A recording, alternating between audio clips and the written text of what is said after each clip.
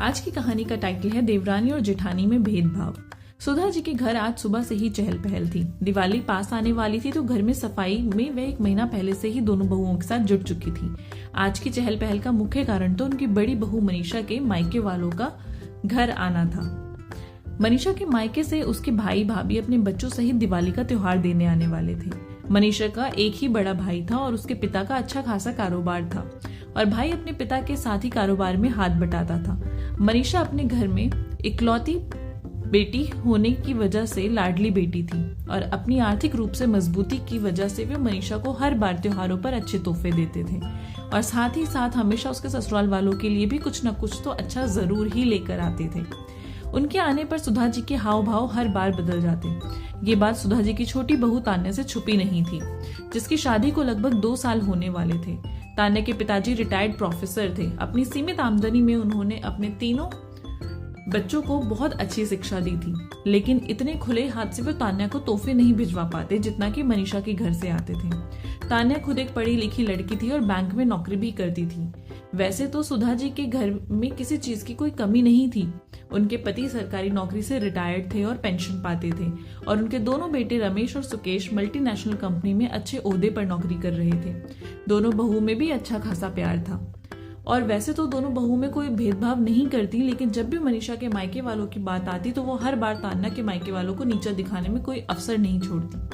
तान्या ने 1-2 बार सुकेश से इस बारे में बात भी की, लेकिन सुकेश उसे हर बार ये कहकर टाल देता, तुम तो जानती ही हो मम्मी ने तुम्हारे और भाभी के बीच में कभी कोई भेदभाव नहीं किया, पर तुम्हारा ये वहम जाता ही नहीं है। खैर तय समय पर मनीषा के मायके वाले आए और हर बार की तरह उन सबको बहुत सारे तोहफों से लाद गए। मनीषा की भाभी रागिनी बहुत प्यारी लड़की थी। वह तान्या के लिए भी हर बार अच्छा तोहफा लेकर आती और उससे भी उसी तरह से प्यार से मिलती जैसे कि मनीषा को। लेकिन सुधा जी की हर बार की तरह तोहफों को देखकर आंखें बिछल जाती थी और उनकी आंखों की चमक तान्या से छुपी नहीं रही। और तो और सुधा जी खुद आगे होकर मेहमानों की आवभगत कर रही थी। रविवार का दिन था और सब घर पर ही थे। 2 दिन बाद तान्या का भाई और पिताजी दिवाली का त्योहार देने के लिए उनके घर आए और तब सुधा जी ने कोई खास तैयारी नहीं की और उनके सामने भी सुधा जी ने कोई खास बातें नहीं की और अनबनी सी बैठी रही। सुकेश भी घर पर ही था। उसे भी अपनी माँ के व्यवहार को देखकर तान्या की बातों में थोड़ी सी सच्चाई नजर आई। खैर दिवाली का त्योहार अच्छे से बीत गया। थोड़े दिनों बाद रमेश की प्रमोशन की खबर आई तो सुधा जी के मन में घर में जागरण करने का विचार आया। सुधा जी ने सोचा कि इस बार एक अच्छा सा आयोजन किया जाए और शहर में रहने वाले रिश्तेदारों को और अपने सभी परिचितों को भी बुलाया जाए। घर वाले भी सुधा जी के विचार को लेकर सहमत हुए। पंडित जी से बात कर तय किया गया कि आज से ठीक 10 दिन के बाद जागरण का आयोजन किया जाएगा। जागरण करने वाली मंडली से भी बात कर ली गई। मनीषा और तान्या तुम दोनों भी अपनी तरफ से देख लेना जिस जिसको बुलाना है, अपनी सहेलियों को भी और अपने नाते रिश्तेदारों को भी। सुधा जी ने कहा मेरी तो 1-2 ही सहेलियां हैं जिन्हें मैं बुलाने का सोच रही हूँ। तान्या ने कहा हाँ मैं भी ज्यादा लोगों को नहीं बुलाऊंगी। मनीषा भी बोली। रमेश और सुकेश ने भी मन ही मन अपने दोस्तों के नाम तय कर लिए थे। अगले दिन रात के खाने पर सुधा जी बोली, मनीषा कल तुम और रमेश अपने मायके स्वयं जाकर उनको जागरण का न्योता दे आना। मैं और तान्या भी तान्या के मायके हो आएंगे। सुकेश ने आगे जोड़ा, नहीं वहां जाने की क्या जरूरत है, मैं और फोन पर ही बुलावा दे दूंगी। सुधा जी ने कहा। उनकी बात सुनकर थोड़ी देर के लिए वहां चुप्पी छा गई। सुकेश भी तान्या के चेहरे की तरफ देख रहा था। आज तान्या को बहुत बुरा लग रहा था। वो समझ नहीं पा रही थी कि उसके मायके वालों का ऐसा क्या दोष है जो उसकी सास उन्हें मान नहीं देती। क्या सिर्फ इसलिए कि वे उनके लिए महंगे तोहफे नहीं ला पाते?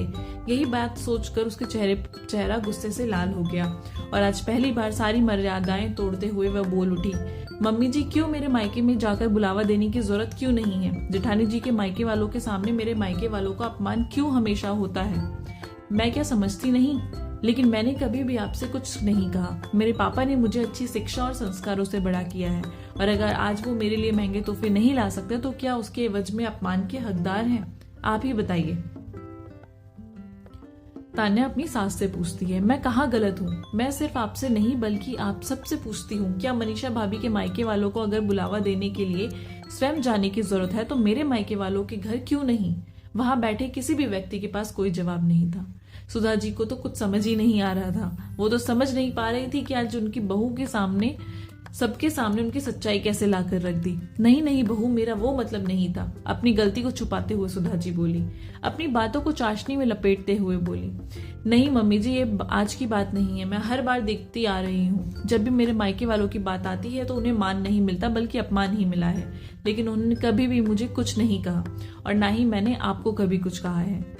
लेकिन आज मेरी से यह बात बर्दाश्त नहीं हुई, इसलिए मैंने आपसे यह प्रश्न पूछ लिया। सुधा जी के पति मनोज भी आज बोल उठे, जो हमेशा कम ही बोलते थे। हाँ बहू बिल्कुल ठीक कह रही है, तुम हमेशा घर में अपनी ही चलाती हो। तान्या के पिताजी इतने अच्छे और भले इंसान हैं, लेकिन तुमने उन्हें कभी वो मान नहीं दिया। लेकिन मुझसे पूछा जाए तो उन्हें यहाँ पर अपमान ही मिला है। मैंने तुम्हें आगे भी 2-3 बार टोका, लेकिन तुम नहीं मानी। बहू तुम फिक्र मत करो, इस बार मैं स्वयं जाकर उन्हें बुलावा देकर आऊंगा और अपनी पुरानी सारी गलतियां भी माफी मांग लूंगा। हमारे घर में किसी से भी कोई भेदभाव नहीं हुआ था और आगे भी नहीं होगा। उनकी बात सुनकर सुधा जी की भी तो जैसे जुबान थम गई हो। उनसे तो कोई शब्द ही बोला नहीं जा रहा था। अपने ससुर की बात सुनकर तान्या के मन को थोड़ी तसल्ली मिली और वो बोली, पापा जी जैसी आपकी मर्जी। मैं तो बस इतना चाह रही थी कि जहां हम इकट्ठे रहते हैं वहां किसी से कोई भेदभाव ना हो। आज तान्या की बातें से सुधा जी की सच्चाई भी सबके सामने आ गई और सुधा जी ऐसा लग रहा था जैसे वह स्वयं ही अपनी नजरों में गिर गई हो। आई होप आपको ये कहानी पसंद आई होगी। अगर ये कहानी अच्छी लगी है तो चैनल को प्लीज सब्सक्राइब कर दीजिए, लाइक कर दीजिए और अपने प्यारे प्यारे से कमेंट नीचे ड्रॉप कर दीजिए। मिलूंगी आपसे नई कहानी के साथ, तब तक के लिए बाय बाय।